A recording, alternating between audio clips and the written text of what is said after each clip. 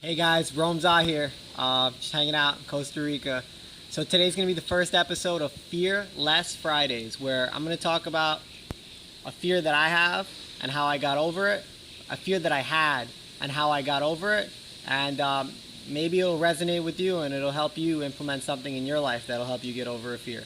Eventually we're going to have people come on the show also for Fear Less Fridays, maybe give you some of their stories and show you how they got over the fears that they had.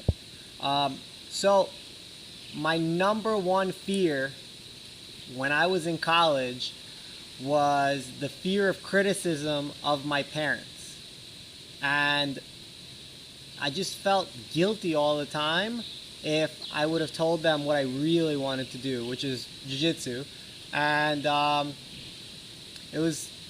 just really didn't want to go to college, right? And I was just terrified of what they would think of me and that they would think less of me if I went the route that I wanted to go. And man, I would start to ask other people and be like, man, I want to leave college. And they'd be like, no, that's crazy. Why don't you get your degree first and then you start doing martial arts and then you start focusing on your real career that you wanted to choose. But get a degree so you have a fallback plan. Well, what I realized was I don't want to have a fallback plan. And what happened was, in order to get over that fear, I stopped asking other people what they thought about me leaving school and pursuing the thing that I wanted to do, and I just did it, right? So one summer, it was time to go back to school, and I had 2 credits left in my nursing degree. I was going to get a bachelor's in nursing, right? So I had 2 credits left. No, 2 classes left, I'm sorry. And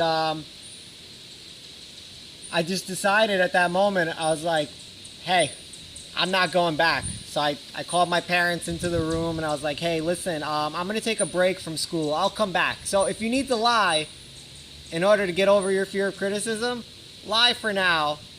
And then, so you never have to. Again, you know what I mean? And so I told him, I was like, oh yeah, I'll go back to school and get my degree, but I want to do this martial arts thing and I want to open up my own gym.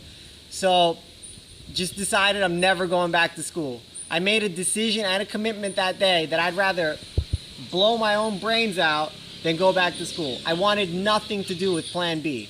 I wanted to stick and focus to plan A. Plus, I didn't want a degree. Why? Because I wanted to put my back up against the wall and make sure that I have no way out when things got tough in running the martial arts studio. And I knew that they would, right? Because all businesses, all life endeavors do. They always get tough. And yeah, I just decided I don't want a way out. Fuck it. Fuck a plan B. And then it worked itself out, right? Because I was like, man, either I'm going to die or it's going to work itself out. And what happened was, well, I didn't die, so I'm here. So I guess it worked itself out, and it always does.